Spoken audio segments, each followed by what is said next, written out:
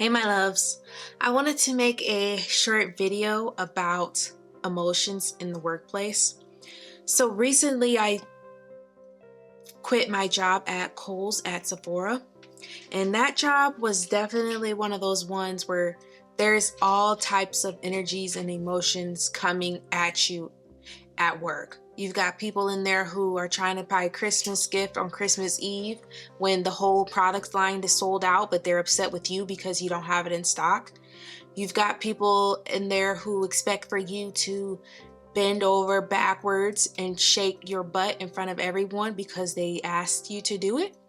You've got people in there who are upset because you don't have the exact whatever that they're wanting, and they can't wait for it to get delivered because they decided to come in at the last minute. My first little saying that I love is, your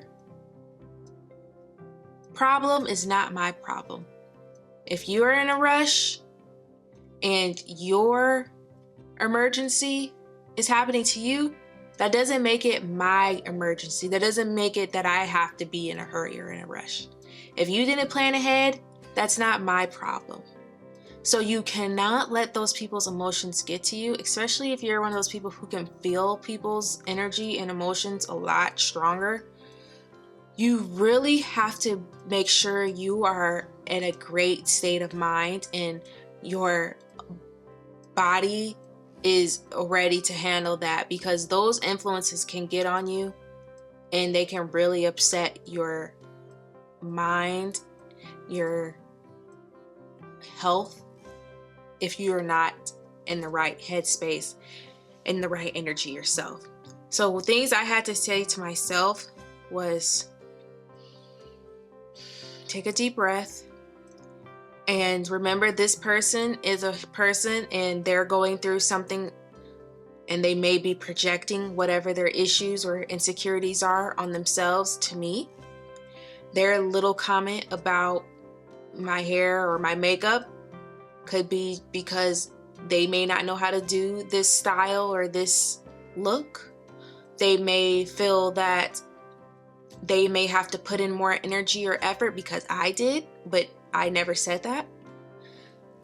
Whatever their thought process is not something that I can control or I did. All I can do is continue to show the best customer service as possible to them and to keep my level at a neutral state at all times. I should not be getting down low with them, and I need to remain calm, cool, and collected.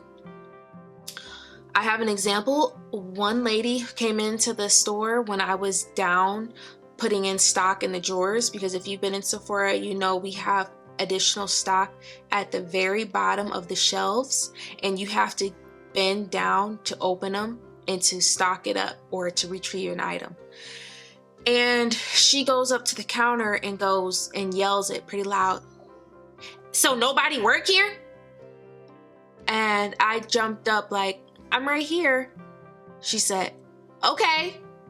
And I said, "Are you ready to be checked out?" She said, "Yeah." And I said, "Okay, I'll be right there."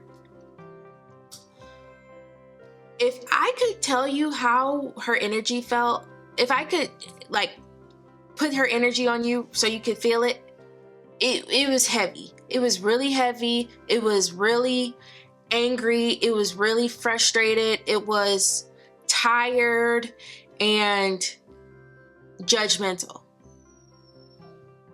And I'm thinking, yes, it's Kohl's, the corporate, that has only one employee working here right now. I don't control the schedule. I'm the lowest on the total pole at this job. Yes, I have to do other tasks when there's no customers in the store. I can't just be out and about because I have a checklist of things to complete, or recommendations of things to do if there's no customers in the store. So I can't just be standing by the register or standing right at the area where you can walk in to get into the store, because it's inside of Kohl's, so it's opened in the whole front and on half of each side of the store. So this whole spot is open. That's a lot of surface area to cover to make sure I don't miss anyone coming in. So I always found like my great focal point, which is a little further back, but I can still see this angle, that angle, and in front of me clearly when clients come in, if I'm not speaking with someone and turn to the side. So I didn't see her coming in because I'm down low, bending, getting something out the stock room. And she was not happy about it. But what did I do? I didn't do anything. I just kept my cool. It remembered, you're in retail, you're in sales, and this is how people come in here. Sometimes they are expecting you to do and to be however they think their customer service representative should be. And you can't be all of these different people. You can only be yourself, and you can only do things the way you think is the best. So I wasn't doing what she expected me to do. So she gave me a bad attitude about it.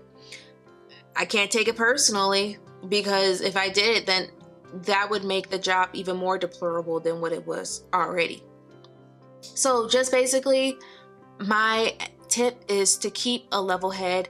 Don't take everything that happens there as a shot to who you are and what you represent, because people are coming in with their own stuff going on. And a lot of people, for some reason, expect retail workers to be Johnny on the spot and to also work harder than what they're paid. And we're not doing that. I mean, some people used to do that, but they're not paying efficient wages anymore. So it's no longer beneficial. Next is, I once had a manager come up to me, and it was another day when I was working by myself on a Saturday or Friday night, which is so crazy that they only have one person working. And I had to get stock. This is before we didn't have anything stocked in the system, the Zebra system, because the people before, the staff that was working when I was there, they were quitting left and right. So no one got the stock system set up. So I had to go physically back to the stock room to check to see if we had an item in stock. So I have to go to the back, find locate the item where it is. Then I had to look in a bin to see what type of branded item was in there. So for example, I'm looking for a Dolce & Gabbana perfume. Let's say Dolce & Gabbana light blue. I have to go find where Dolce & Gabbana perfumes are. Then I have to look in the bin to find the Dolce & Gabbana light blue. So you have to do that for each product that you don't have on the store floor.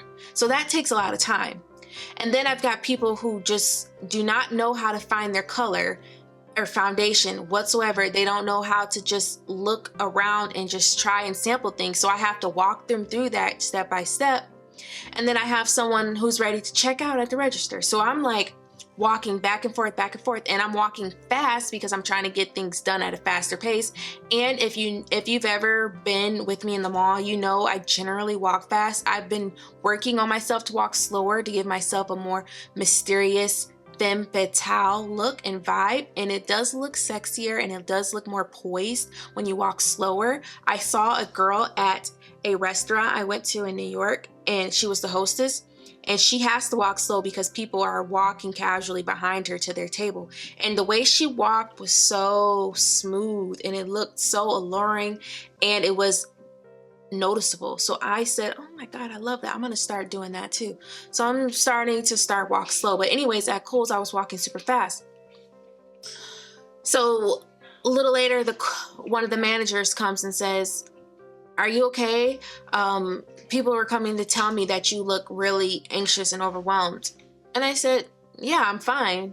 I'm walking fast because there's a lot to do. I have to get going, and I have to get these tasks done so people don't get upset, and so I can get things done in a timely manner.